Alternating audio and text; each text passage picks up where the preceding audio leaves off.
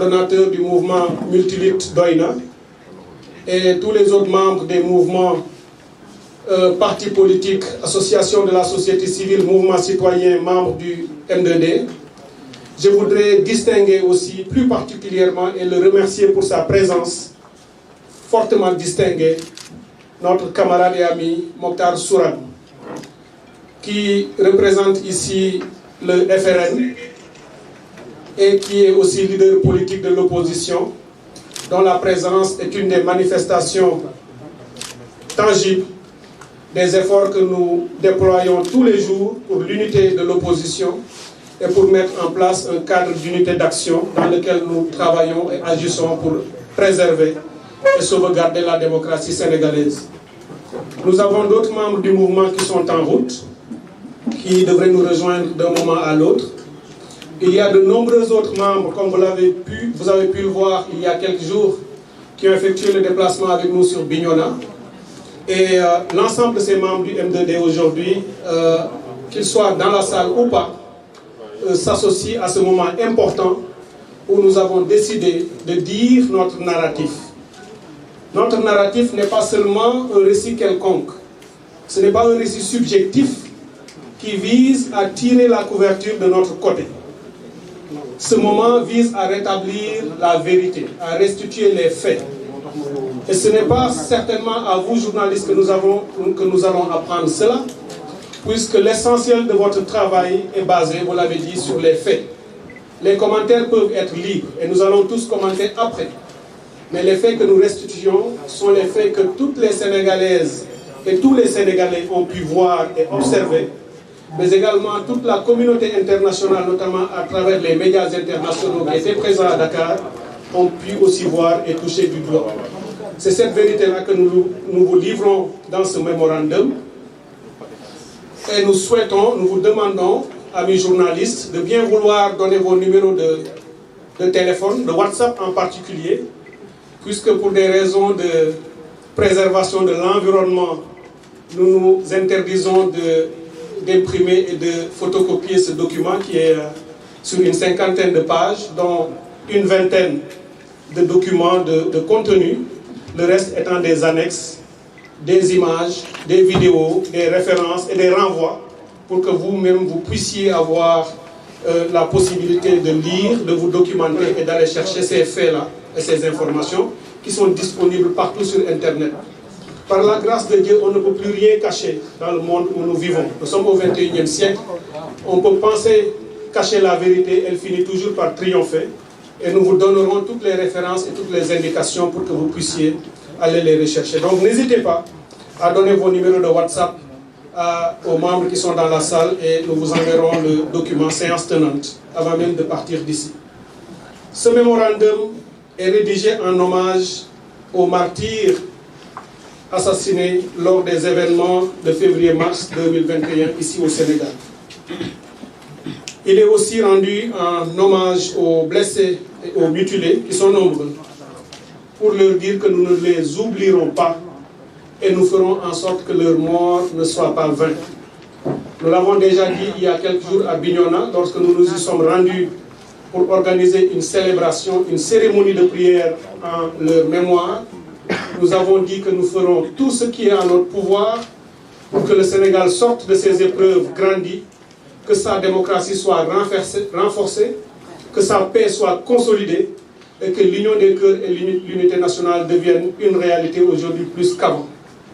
Montrant aux Sénégalais et au monde entier que le M2D est un mouvement pacifique, est un mouvement qui rejette et déteste toute forme de violence, mais c'est un mouvement qui, adossé à sa constitution et aux droits que la constitution nous donne, ne ménagera aucun effort ou ne reculera devant rien pour justement jouir de ses droits, résister, défendre la constitution du Sénégal et défendre l'état de droit. Le mémorandum que je vais présenter est un mémorandum en 9 points, dont le premier est intitulé « Les éléments du complot d'État ». Dans ce point, nous vous expliquons comment et en quoi M. Macky Sall est un tueur en série d'opposants. En lisant cette partie, nous vous donnons la preuve que Macky Sall est un tueur en série d'opposants. Le deuxième point, sous-point du premier point, c'est le prétexte Covid-19 et la restriction des libertés civiles et politiques au Sénégal. Ensuite, la femme comme arme politique dans un scénario mal ficelé. Nous vous disions qu'il y avait comme une sorte de studio de film au Sénégal où un scénario avait été monté. Malheureusement, ce scénario a été mal ficelé et on a utilisé le corps de la femme, ce qui est fort regrettable. Le quatrième sous-point de ce premier point, c'est le forcing du placement sous mandat de dépôt et le piège du contrôle judiciaire. Le second point porte sur les violations multiformes des droits d'Ousmane Sonko, avec une série de sous-points dont la restriction de ses libertés et l'émission arbitraire dans sa vie privée. Il y a également la convocation illégale que nous avons pu tous constater, la violation de la présomption d'innocence, la violation de la procédure parlementaire de levée de l'immunité parlementaire. Madame l'honorable Aïda Mbodj, ici présente, vous le savez, a joué un rôle de premier plan dans ce combat.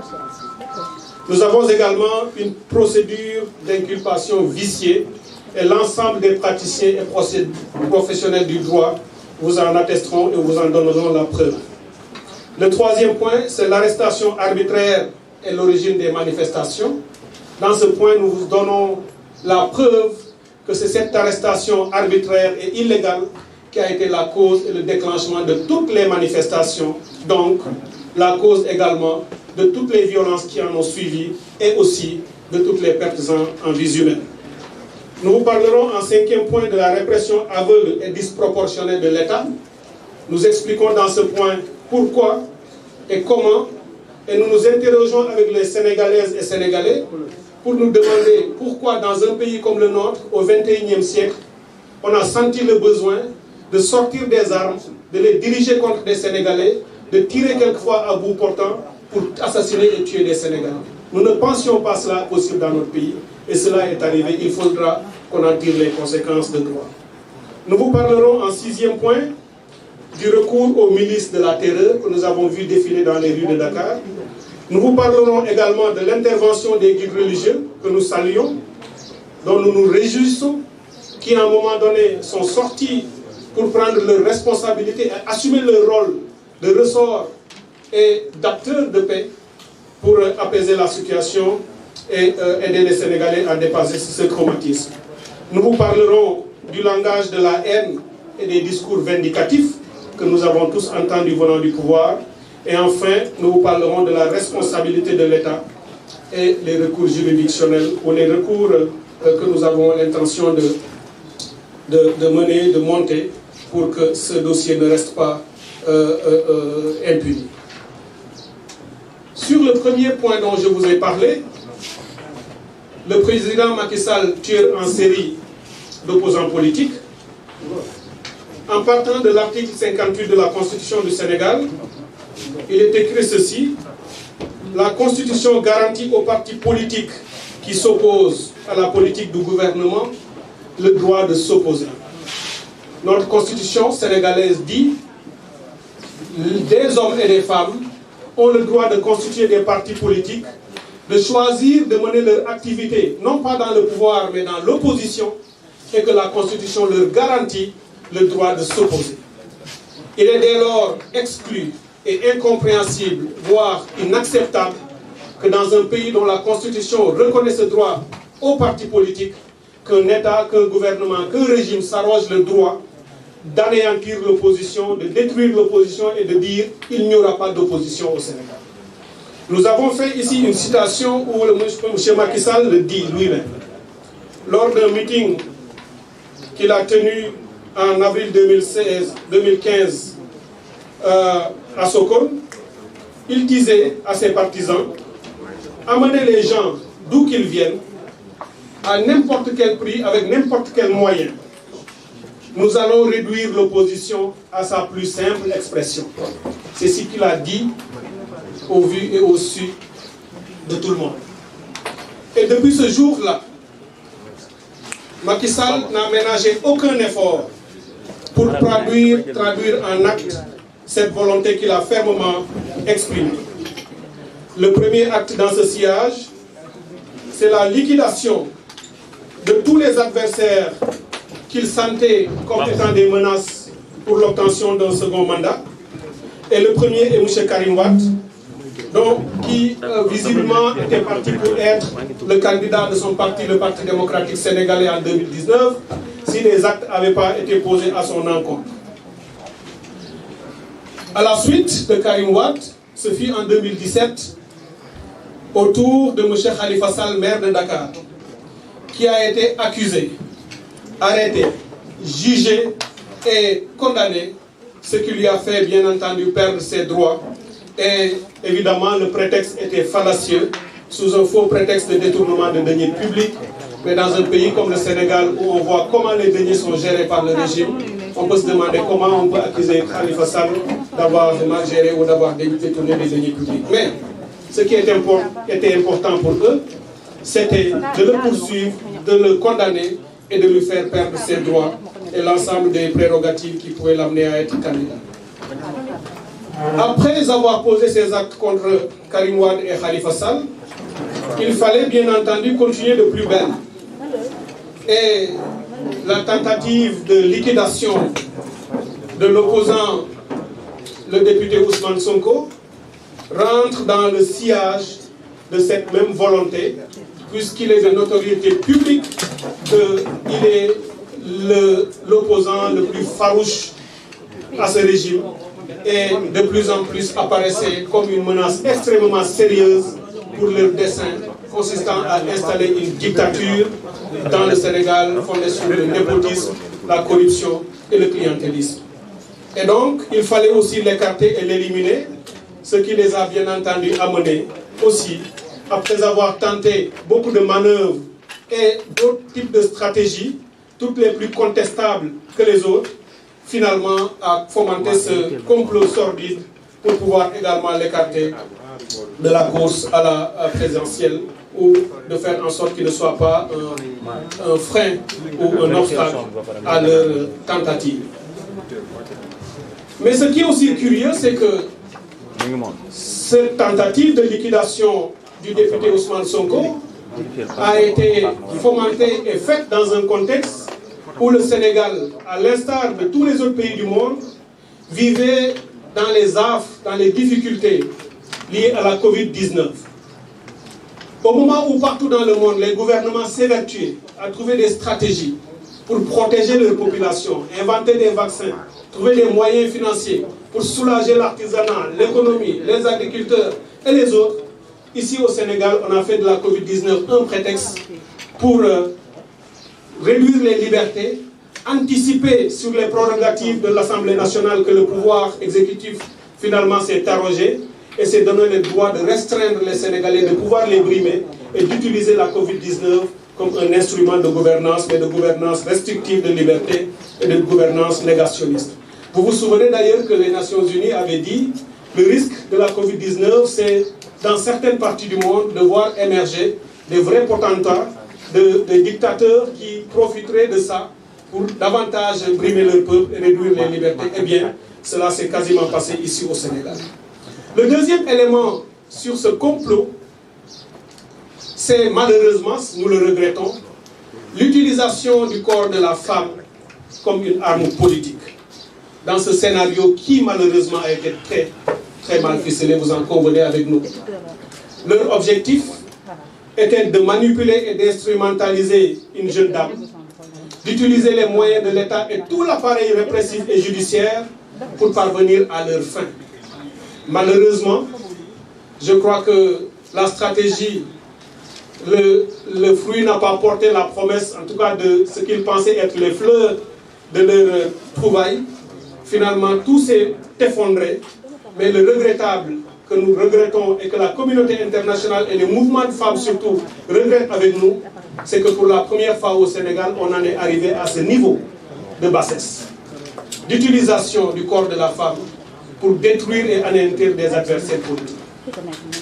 Et si on se mettait à aller dans ce sens, comme le fait ce régime, notre pays ne serait plus reconnu. En tout cas, il deviendrait méconnaissable vis-à-vis de la communauté internationale, puisque jusqu'ici, personne ne nous a vus ou ne nous a connus dans ce type de pratiques politiques nauséabondes et qui, aujourd'hui, ont fini de démontrer que ce régime ne recule devant rien, y compris devant les choses les plus sordides. L'élément suivant dans ce complot, c'est le forcing du placement sous mandat de dépôt. Tout a été mis en place pour aller le cueillir, l'arrêter et de le mettre en mandat de dépôt, sous mandat de dépôt. Tout a été organisé dans ce sens. Tous les actes, tous les faits, toutes les paroles ont été organisées dans ce sens.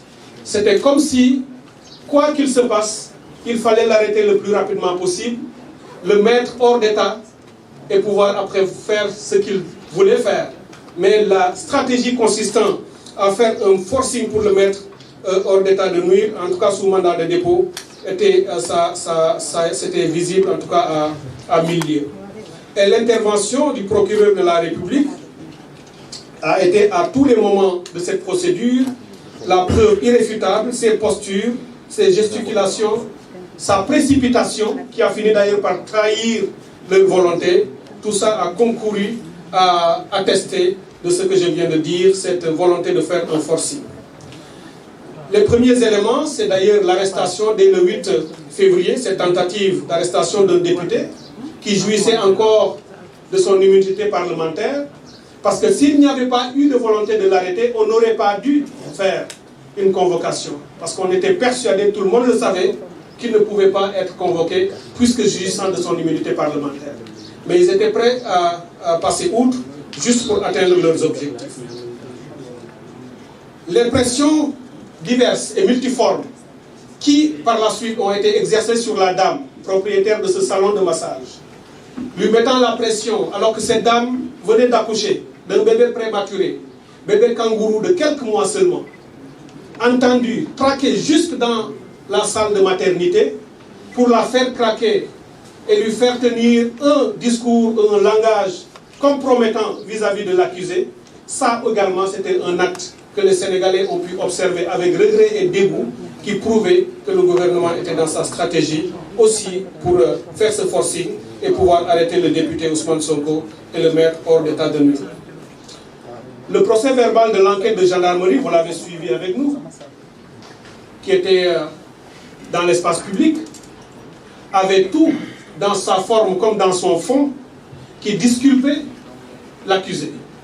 Mais ils ont passé outre pour dessaisir la gendarmerie et enclencher une autre procédure plus rapide vers le juge d'instruction pour passer rapidement vers l'Assemblée nationale et obtenir aussi gain de cause, puisque au niveau de la gendarmerie, ils n'ont pas pu atteindre leur objectif.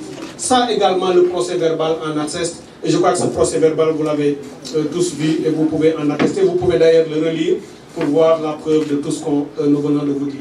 Il y a ensuite toute cette série d'événements, dès le 2 février, ensuite le 9 février, le 3 mars, le 8 avril, toutes ces dates ont été organisées, calibrées, et à chaque étape, vous avez vu des sortes d'accusations, des discours et des actes et pratiques du gouvernement qui consistaient à charger l'accusé et pour ne lui reconnaître aucune circonstance, aucune présomption d'innocence, mais tout visait à le compromettre et à le charger pour pouvoir atteindre leurs objectifs. Et cela, bien entendu, ne pouvait mener qu'à une chose, à la violation des droits de l'accusé. En forçant, en poussant à passer outre le droit et toutes les procédures judiciaires normales dans notre pays, ils ont commis une violation flagrante des droits de l'accusé, puisque tout le monde a le droit à la présomption d'innocence, tel que le déclare d'ailleurs, nous l'avons mis ici en citation, la Déclaration universelle des droits de l'homme de 1948, qui dispose que nul ne sera objet d'immixtion arbitraire dans sa vie privée, sa famille, son domicile, ses correspondances, ni d'atteinte à son honneur ou à sa réputation. Toute personne a le droit à la protection de la loi contre de telles immixtions et de telles atteintes. Eh bien, nous pouvons vous dire, et vous l'avez aussi observé, que le député Ousmane Sonko n'a pas bénéficié de ces droits conférés par la Déclaration universelle des droits de l'homme au Sénégal. Dès le début, tout de suite, ils l'ont accusé, ils l'ont condamné avant même d'aller au tribunal, ils ont violé ses droits, ils lui ont dénié la présomption d'innocence. Et tout a concouru à aller dans le sens de ce qu'il voulait atteindre comme objectif. Et c'est cela aussi que nous vous livrons ici. Quand vous lirez le document, il y a un ensemble de faits qui en attestent et des preuves irréfutables qui peuvent l'attester et en témoigner. Une des manifestations tangibles de cette violation, c'est la convocation illégale, je l'ai dit. Un député, l'honorable député Aïda Mbodj est ici présent. L'honorable député Cheikh Bamba Dièye est ici. L'honorable député Guirassy est en route. Ils se sont illustrés à l'Assemblée nationale du Sénégal en portant ce dossier et en menant le combat à l'intérieur comme à l'extérieur. En se disant que eux-mêmes et le peuple qu'ils représentent avaient une haute idée de notre institution parlementaire. Même si les pratiques des députés du moment pouvaient nous sembler contestables par moment, l'institution parlementaire reste une institution sérieuse dans une république et dans le Sénégal que nous voulons. Nous avons espéré que les parlementaires, pour une fois, poseraient des actes qui iraient dans le sens de ce que le peuple sénégalais voulait. Nous n'avons pas eu ça de la majorité. Ces députés nous ont honorés. Ces députés, honorable député Aïda Mbodj, honorable député Moustapha Guirassy et honorable député Cheikh Bamba Dièye, seuls, et d'autres certainement, Cheikh Abdou Bara Dolly Baké, Madame Sabara et puis d'autres. En citant, vous voyez qu'il y en a vraiment les députés de l'opposition, avec Madame Mamdiara, députée honorable Mamdiara Femme. Ils se sont vraiment illustrés dans ce travail et nous les en remercions. Le peuple sénégalais leur en sera éternellement reconnaissant puisque vous avez sauvé notre pays d'une dégradation durable de son image et de sa réputation, puisque ce que vous avez posé comme acte montre effectivement qu'il y en a encore qui refusent l'arbitraire et qui refusent l'inacceptable, y compris au niveau de l'Assemblée nationale. Donc cette convocation illégale avec toutes ses conséquences, vous pourrez voir dans le document tout ce qu'on en a dit. La violation de la présomption d'innocence, vous verrez également toute la procédure lorsqu'on sort un réquisitoire contre X, mais que curieusement X devient une personne connue alors que rien ne pouvait le prouver en amont ou a priori. Qu'est-ce qui justifiait cela? Pourquoi dans un réquisitoire, il y en a dont on cite le nom, il y en a un autre, comme par hasard, dont on ne cite pas le nom, mais on trouve le moyen, une fois à l'Assemblée nationale, de savoir de qui on parlait. Alors, dans des cas comme ça, aucune argutie juridique, aucun montage ou aucune stratégie ne peut amener à ne pas voir qu'il y a effectivement anguille sous roche. Parce que c'était trop gros pour pouvoir passer. Entre le procureur de la République, le juge, le ministre de la Justice et l'Assemblée nationale, la ficelle a été trop grosse pour pouvoir passer. Et nous l'avons également démontré dans ce document. Lorsque vous le lirez, vous verrez effectivement qu'à cause de tout ça, ou du fait de tout ça, la présomption d'innocence a été totalement violée par un ensemble de démarches, d'actes qui ont été posés les uns après les autres. La violation de la procédure parlementaire, comme je viens de le dire, la procédure aussi d'inculpation qui a été viciée, parce que là également, le procureur n'avait été obnubilé que par une chose, il fallait lui mettre la main dessus. Quoi qu'on ait pu faire et quoi qu'il se passe, il fallait tout faire pour l'arrêter. Après, on verrait. Et c'était ça leur stratégie. Et c'est ce qui les a trompés, qui a fait finalement qu'ils se sont complètement fourvoyés et gourés, parce qu'à force de monter, de recouper, de coller, on finit par se perdre dans les méandres de sa propre stratégie, surtout lorsqu'elle n'est pas très bien montée et lorsqu'elle est mal ficelée. Finalement, n'ayant pas réussi à passer par la bonne procédure et qu'il fallait quand même l'arrêter, on tord le bras, on tord le cou au droit pour quand même passer à l'arrestation. Et c'est ce qui nous a amené à cette arrestation arbitraire qui est à l'origine des manifestations. Qu'est-ce qui s'est passé? L'honorable député Ousmane Sonko est convoqué. Il accepte de s'y rendre. Il quitte son domicile, prend la route du tribunal. Spontanément, ses partisans sortent pour l'accompagner. On en a déjà vu dans le passé au Sénégal. Nous ne sommes peut-être pas très vieux. Nous l'avons fait pour Abdoulaye Wade en son temps. À chaque fois qu'il fut convoqué, tous ceux qui étaient là, partisans comme non partisans, étaient sortis pour l'accompagner. Nous l'avons vu plus récemment en 2012, avec celui qui est président au Sénégal lui-même, Macky Sall. Il a été convoqué, il a été accompagné par ses partisans et par d'autres Sénégalais qui se battaient pour la justice, pour la démocratie et pour l'état de droit. Eh bien, c'est ce qui est arrivé au Sénégal, encore en 2021, lorsque le député Ousmane Sonko est sorti de son domicile pour aller répondre aux juges, des Sénégalais sont sortis pour l'accompagner. Rien ne se serait passé si la police n'avait pas chargé. Si en cours de route, et ayant su que le juge qui devait le recevoir s'était dessaisi, ça aussi, ce sont des preuves irréfutables.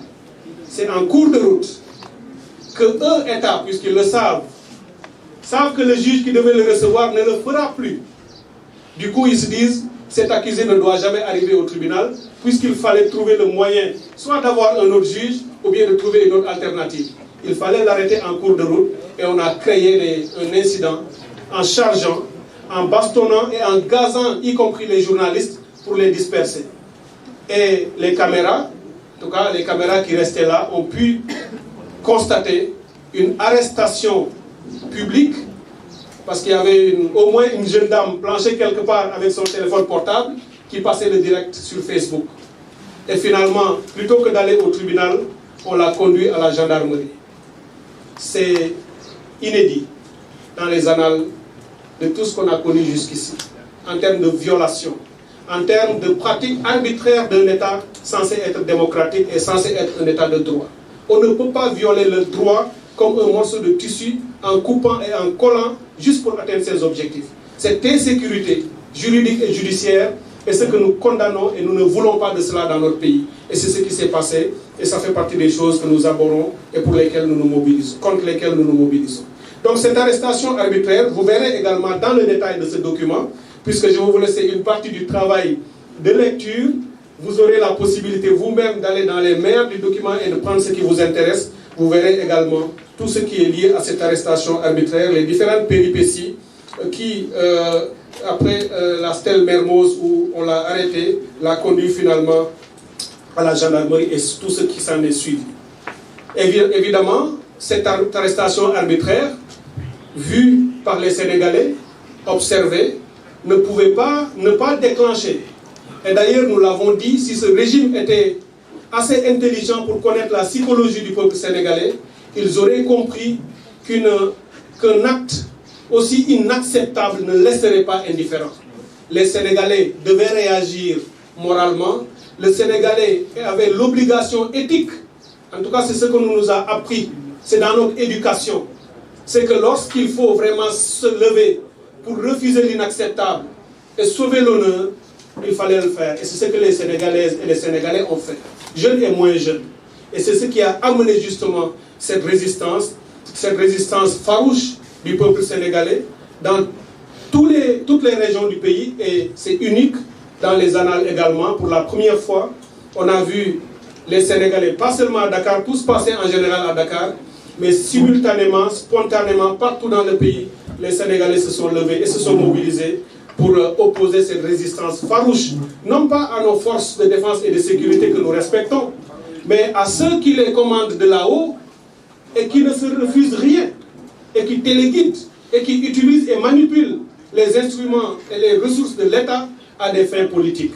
Et c'est contre cela que les Sénégalais se sont révoltés et ont opposé une résistance extrêmement héroïque, malheureusement, qui a conduit à mort d'hommes. Justement, on y reviendra, puisque face à cette résistance héroïque, l'État a perdu son sang-froid, a perdu ses moyens, a perdu la raison quasiment pour opposer une force et une violence inouïe qui nous a conduit à ce que nous sommes en train de vivre avec beaucoup de regrets. Donc face à une résistance légitime d'un peuple qui n'avait que des pierres, ce sont des jeunes Sénégalaises et des Sénégalais, ceux qui disaient après qu'il y a eu des forces obscures, comment dire ça, des forces occultes ou des forces obscures, ou des rebelles ou je ne sais quoi qui viendraient d'où, allez leur demander aujourd'hui où se trouvent ces forces. Où est-ce qu'elles sont? Est-ce qu'elles ont disparu comme ça miraculeusement? s'il y avait eu des forces qui étaient rentrées dans ce moment-là au Sénégal, une semaine après, elles sont où? Comment sont-elles sorties du territoire? Si elles sont restées, pourquoi ne va-t-on pas les arrêter et les cueillir? Si elles sont sorties du territoire pour retourner d'où, je ne sais où elles sont venues, pourquoi on les a laissées filer? C'est pour vous dire simplement qu'il n'y avait aucune force autre que des Sénégalaises et des Sénégalais. C'est simplement parce qu'ils n'ont jamais vu une résistance aussi forte et aussi déterminée qu'ils se sont dit, ces gens-là ne sont pas des Sénégalais. Eh bien, ils étaient de Yeumbeul, ils étaient de Thiaroye, ils étaient de la Médina, de Dakar Plateau et de tous les quartiers de Dakar. Mais également, ils étaient des régions. Ce sont nos frères, ce sont nous-mêmes. Nous étions tous dehors en train de faire ce que nous avions à faire pour l'histoire. Donc, je vous rassure, il n'y a eu aucune force obscure ou occulte. Il y avait des Sénégalais qui avaient décidé de préserver leur démocratie et l'état de droit. Et cette répression de l'état du Sénégal, répression aveugle, répression irréfléchie, répression regrettable, et aujourd'hui, répression condamnable, et qui fera l'objet de suites, bien entendu, nous y reviendrons, mais vous me permettrez simplement de dire que l'actualité vous montre effectivement, avec la présence de la Cour pénale internationale dans notre pays, que ces répressions-là ne resteront pas impunies. Et toutes celles qui viendraient après, et on en profite pour le leur dire, toute autre répression, tout autre abus, toute autre violence ou assassinat sera également traqué, débusqué et livré à la communauté. S'il n'y a pas de justice au niveau national, il y en aura au niveau international. Donc qu'ils le sachent, s'il n'y avait pas eu cette répression aveugle et injustifiée, il n'y aurait pas eu autant de morts. Malheureusement, nous déplorons 13 victimes innocentes qui sont âgées de 12 à 35 ans. Nous le regrettons beaucoup. Il y a eu plus de 600 blessés un peu partout dans le pays, dont des blessés extrêmement graves, des mutilés, des éborgnés, et tout ça aurait pu être évité. Si bien en amont, des esprits tordus n'avaient pas inventé un complot, et si bien après, ceux qui étaient censés nous protéger et nous aider n'avaient pas sorti les armes contre nous pour nous assassiner. Il y a également eu, dans le sillage de cette répression policière, en tout cas des forces de sécurité, puisque jusqu'à preuve du contraire, ce sont ces forces qui étaient censées sortir, mais nous ne pouvons pas occulter le fait qu'à côté de ces forces, nous avons vu des milices, nous avons vu des nervis, armés de gourdins, armés d'armes à feu, et tirant quelquefois dans les rues de Dakar. Et des vidéos existent aussi qui en attestent. Nous avons consigné l'ensemble de ces vidéos, dont certaines images et vidéos ont été déjà transmises à la Cour pénale internationale, mais également aux autres institutions judiciaires internationales. Vous en verrez également les détails, et dans les annexes, vous avez toutes les preuves de ce que nous disons dans ce chapitre-là. Au plus haut de la crise, de la tension, des difficultés, lorsque le pays était angoissé, lorsque tout le monde avait peur, parce qu'un pays comme le Sénégal qui voit 13 de ses enfants tomber, aucun Sénégalais n'était plus en sécurité. Tout le monde avait peur et tout le monde était angoissé. Parce que nous ne connaissons pas ça. Il fallait en ce moment-là que des voix s'élèvent, et heureusement des voix se sont élevées. Nous avons eu les guides religieux, nous avons eu la société civile, et nous avons eu des médiateurs qui ont dit arrêtez, il faut que ça s'arrête, et qui ont lancé ces appels de tous les côtés à tous les protagonistes pour baisser la tension. Et je dois vous dire ici que le M2D n'a même pas attendu. D'ailleurs, ceux qui vous disent que le M2D aurait fait ceci ou cela ont totalement tort, puisque le M2D a été le premier à appeler la société civile, à appeler à toutes les chaînes de télé et de radio en disant il faut que l'État arrête ce complot parce que ça ne mène pas à bon port. Lorsque la violence était devenue excessive, nous avons été également les premiers à aller voir tous les acteurs pour leur dire parlez, faites de la médiation, parlez, y compris au président Macky Sall, des preuves sont disponibles et nous les livrons également. Nous avons été leur dire à des acteurs de la société civile, s'il vous plaît, allez voir le président Macky Sall, dites-lui d'arrêter ça. Il peut l'arrêter. Il n'est pas trop tard pour le faire. Les leaders religieux nous ont entendus. Ils ont mené une médiation que nous saluons. Nous les remercions pour leur acte. Cela a aidé à pacifier, à apaiser la tension. La preuve de notre bonne volonté, Mme Aïda Mbodj est ici, et tous ceux qui sont sur cette table étaient présents lorsque le Khalife général des Mourides nous a envoyé ses émissaires. juste avant l'arrivée des émissaires du Khalife général. Ça aussi, c'est une preuve que vous devez connaître. Nous vous en donnons ici les faits. Les 8, 9 et 10 mars 2021, le M2D avait appelé à des manifestations sur 3 jours successifs. Notre constitution nous permet de le faire. Nous n'avions violé aucun droit. C'était normal. Lorsque les médiateurs de la société civile, des guides religieux et autres sont venus nous voir pour nous dire « Vous avez le droit de vous rassembler pacifiquement, mais nous vous demandons de laisser tomber à cause de ce qui se passe », nous avons laissé tomber. Nous avons appelé les jeunes. Certains nous en ont un peu voulu parmi les jeunes en disant « Ce n'est plus le moment de s'arrêter. Il faut en finir avec ces gens-là, puisqu'ils ont dépassé toutes les bornes. » Nous avons refusé cela en leur disant « Nous sommes dans un état démocratique. En tout cas, c'est ce que nous battons pour qu'on l'ait. Nous avons une haute conscience de notre République et nous voulons qu'un président élu puisse terminer son mandat. Et si on doit le sanctionner, qu'on le fasse à des élections, mais qu'on ne déstabilise pas les choses. » Et nous avons accepté de laisser tomber. Par la suite, nous avions décidé de faire une autre manifestation le samedi 13. Lorsque le Khalife général Seydi Mountakha nous a envoyé ses émissaires, nous lui avons dit « Vous êtes notre père, vous êtes notre guide, vous nous demandez, nous faisons. Nous exécutons ce que vous nous avez demandé. » Nous avons laissé tomber, nous les avons reçus avec l'ensemble de ceux qui sont autour de la table et nous lui avons donné ça. En lui disant en contrepartie que ce qui nous tenait à cœur, qu'on lui mettait entre les mains nos revendications pour qu'il les transmette au président Macky Sall. Ce qu'il a bien voulu faire. Et vous savez, et nous savons, que depuis lors, le président Macky Sall n'a pas daigné exécuter ou respecter ses engagements. Nous avons fait notre part du contrat. Le Khalife, nous en avons la certitude, lui a dit tout ce que nous demandions, dont une bonne partie était à portée de main, parfaitement faisable. Une fois encore, il n'a pas tenu sa promesse faite au marabout et il est en train de jouer dans le directoire. Au moment où nous vous parlons, il y a encore des jeunes Sénégalais en prison. Nous en profitons pour le regretter, pour le dénoncer et pour attirer l'attention de toute la communauté internationale et nationale pour dire que, aussi au Sénégal, des jeunes sont encore en prison parce qu'ils sont sortis pour manifester pour la démocratie et pour l'état de droit. Et lorsque tout ça s'est passé, lorsqu'on espérait que les choses allaient s'estomper, que la paix allait revenir, on a vu le pouvoir, les partisans de la coalition au pouvoir, sortir un peu partout, tenir un discours et un message de haine, un message de vengeance. Le président Macky Sall dit, ce qui s'est passé, ça ne se reproduira plus jamais. Dans un ton qui semble indiquer qu'il se prépare, qu'il est prêt, on l'a surpris, on ne le surprendrait plus. Il ne comprend pas qu'il ne s'agit pas de surprise. Il ne comprend pas qu'il n'avait pas besoin de le dire. Puisque pour le peuple sénégalais, s'il ne pose pas les actes qui ont amené cette résistance n'aura plus lieu. N'aura plus besoin, n'aura plus lieu d'arriver. C'est parce qu'ils ont posé des actes inacceptables contre lesquels il fallait s'élever que les Sénégalais sont sortis.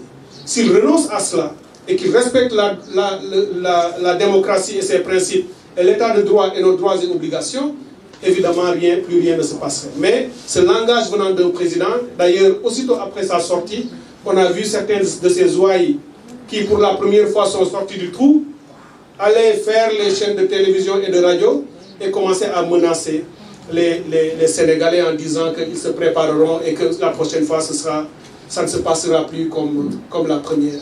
Évidemment, nous leur disons simplement que tout acte qu'ils poseront la prochaine fois, on espère qu'il n'y en ait pas, mais s'ils le font, évidemment, comme je l'ai dit, ces pays et toutes les autres institutions seront là, mais le peuple sénégalais aussi saura faire face pour que force reste à la loi. Et la seule loi, évidemment, c'est la loi du peuple.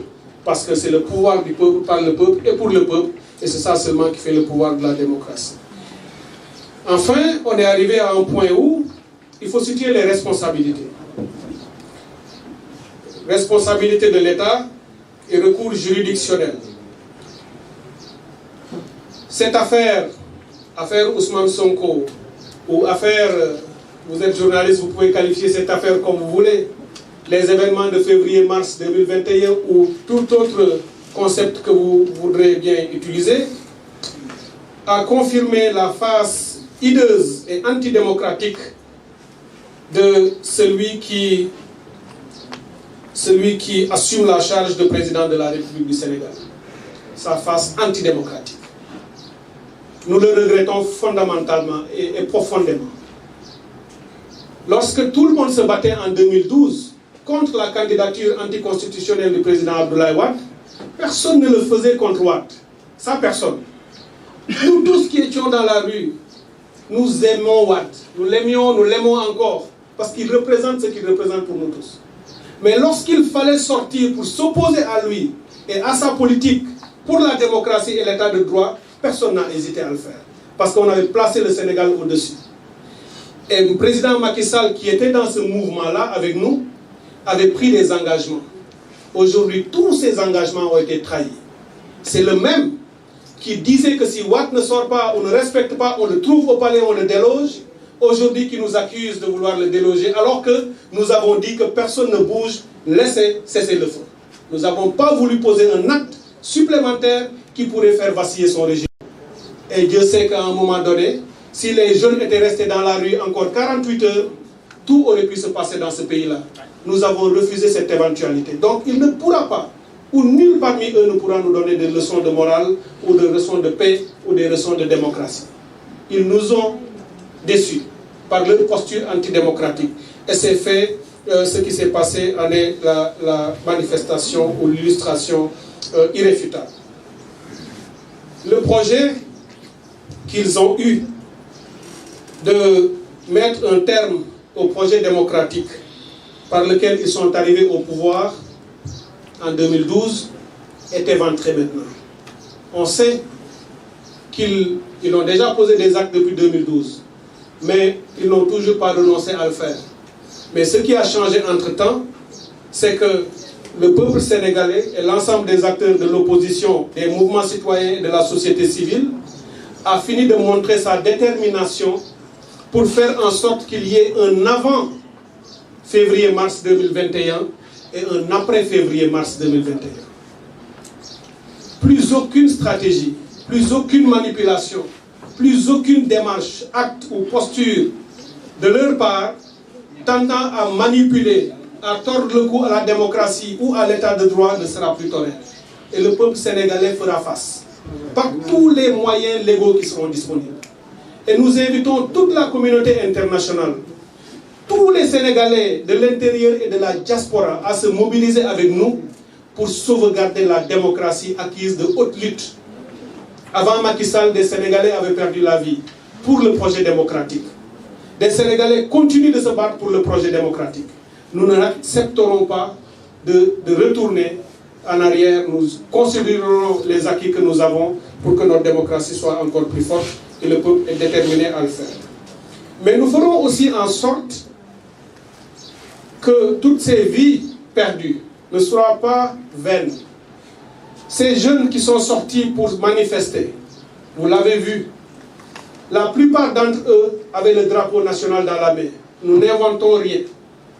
Beaucoup de jeunes dans la rue chantonnaient l'hymne national du Sénégal pour montrer que ce sont des patriotes qui se battaient pour leur République. Ce sont des citoyens, ce sont des républicains. Certains sont tombés, touchés par des balles, et ils avaient le drapeau, vous avez vu l'image des Parcelles Assainies, qui a fait le tour du monde. Un jeune qui mord avec le drapeau national en main ne peut pas être un antidémocrate ou une force obscure ou un rebelle. Non. C'est un Sénégalais qui avait un idéal et qui venait d'être assassiné. Et cela ne se passera plus dans ce pays. C'est d'ailleurs l'une des raisons pour lesquelles le M2D à Bignona a lancé un acte politique extrêmement fort auquel nous invitons le pouvoir, tout le régime en place. À Bignona, nous avons lancé le pacte, et c'est très important, le pacte pour l'unité nationale et pour la paix dans l'espace politique. Acte par lequel nous invitons le pouvoir et l'ensemble des partis d'opposition ensemble à faire en sorte de bannir de l'espace tout ce qui peut générer, susciter ou entretenir de la violence d'où qu'elle vienne. Nous nous engageons aussi et invitons le pouvoir à s'engager avec nous, à faire en sorte que toute personne ou tout groupe de personnes qui susciteraient ou encourageraient des discours de haine liés à l'ethnie, à la confrérie, à la religion, ou tout ce qui peut être de nature à diviser le peuple sénégalais, qu'on s'écarte de ces groupes ou de ces personnes. Nous sommes engagés à ça. Nous invitons le pouvoir à s'engager à ça. Mais nous avons demandé aussi au pouvoir, et nous lui avons dit clairement, que notre démocratie et nos droits ne s'éteignent pas. Nous allons continuer à manifester quand il le faudra, nous nous rassemblerons quand il le faudra, nous marcherons quand il le faudra, et nous ferons tout cela tout le temps en respectant les droits et la Constitution du Sénégal. Il leur appartient à eux de respecter aussi la Constitution et d'autoriser toutes les marches lorsqu'elles sont des marches pacifiques. Et c'est cela que nous voulons aussi dire aux Sénégalais et le dire au président Macky Sall.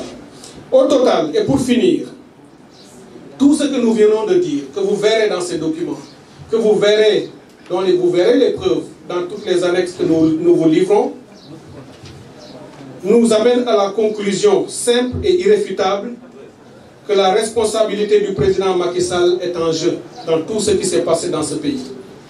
C'est le chef suprême des forces armées, il est le président de la République, il lui appartenait à un moment donné de pacifier ce pays, il lui appartenait à un moment donné de retenir ses partisans, de les amener à respecter les lois de ce pays. Il a fermé les yeux, il les a laissés faire, il les a encouragés, il a entretenu ce qui s'est passé. Donc il est le responsable de tout ce qui s'est passé, y compris les vies humaines que nous avons perdues. Nous sommes donc déterminés à rendre justice à ces victimes et à nous rendre solidaires, nous l'avons déjà dit, et nous avons été à Bignona pour ça, de toutes les familles qui ont perdu des enfants, de tous ceux qui sont blessés, ont été mutilés, je l'ai dit quelquefois même éborgnés, nous ne les oublierons pas. Nous avons déjà beaucoup fait pour eux, vous le savez, lors d'une des conférences de presse du M2D, nous avions dit que nous avons mobilisé près de 46 millions de francs CFA que nous avons utilisés pour aider les familles des victimes, aussi les blessés pour les prendre en charge dans les différents hôpitaux pour l'achat des médicaments et des ordonnances et du reste. Nous sommes donc décidés à poursuivre les auteurs et les commanditaires de ces actes, puisque les preuves sont à portée de main, en particulier l'État du Sénégal, devant toutes les juridictions nationales, régionales et internationales. Des plaintes ont été déjà préparées.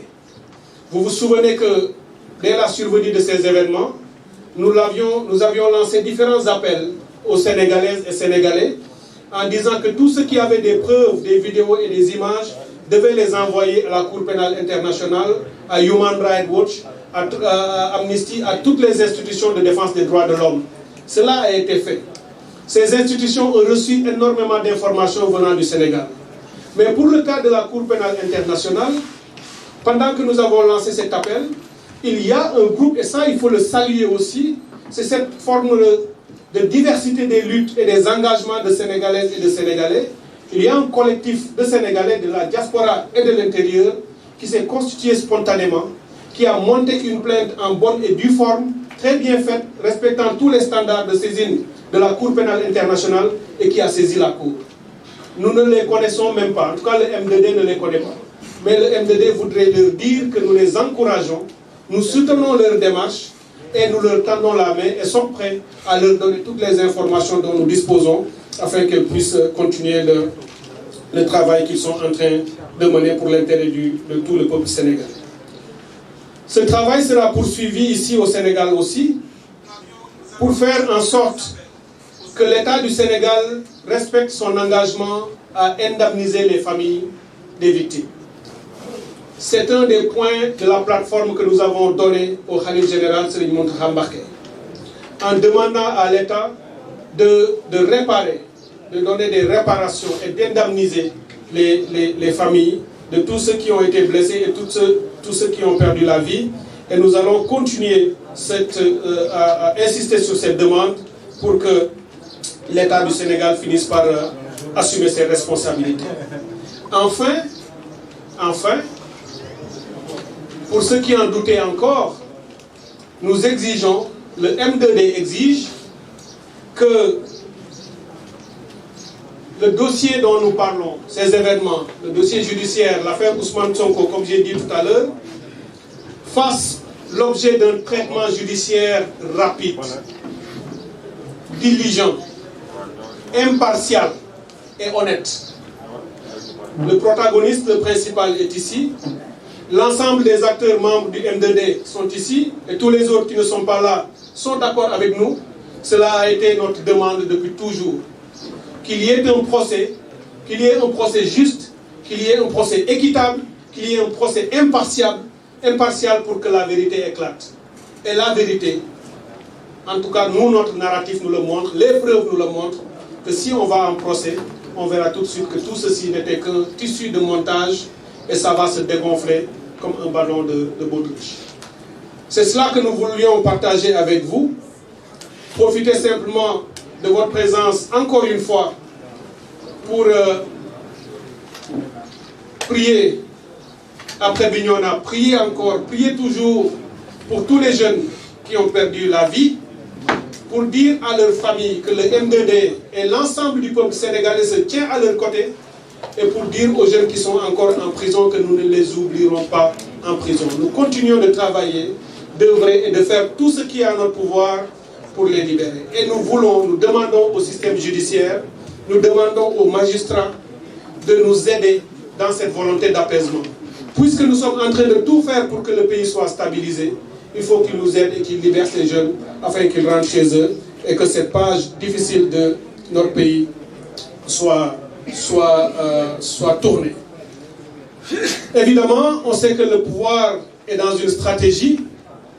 Cette stratégie qui avait déjà été déflorée, on va dire, nous en avons encore la certitude qu'il continue toujours dans cette pernicieuse démarche qui de toute façon est vouée à l'échec. Mais comme nous ne souhaitons pas qu'il fasse encore des erreurs qui pourraient déstabiliser encore ce pays ou amener les Sénégalais encore à sortir, nous les invitons à lever le pied et à laisser tomber tout ce qu'ils essayent de manigancer. Placer Ousmane Sonko sous contrôle judiciaire est une chose. On l'a compris. Parce que dans le moment que nous vivions, peut-être qu'ils ne pouvaient pas du jour au lendemain décider que bon, il peut rentrer, plus rien ne se passe. Non. Ils ont posé un acte en disant contrôle judiciaire. Nous n'aimions pas ça, mais nous avons dit soit. Mais il est inacceptable que ce contrôle judiciaire soit une épée de Damoclès sur la tête d'un opposant politique. Il vient d'être empêché de se rendre à Lomé pour tenir une conférence internationale. Ça ne repose sur rien du tout. C'est totalement arbitraire.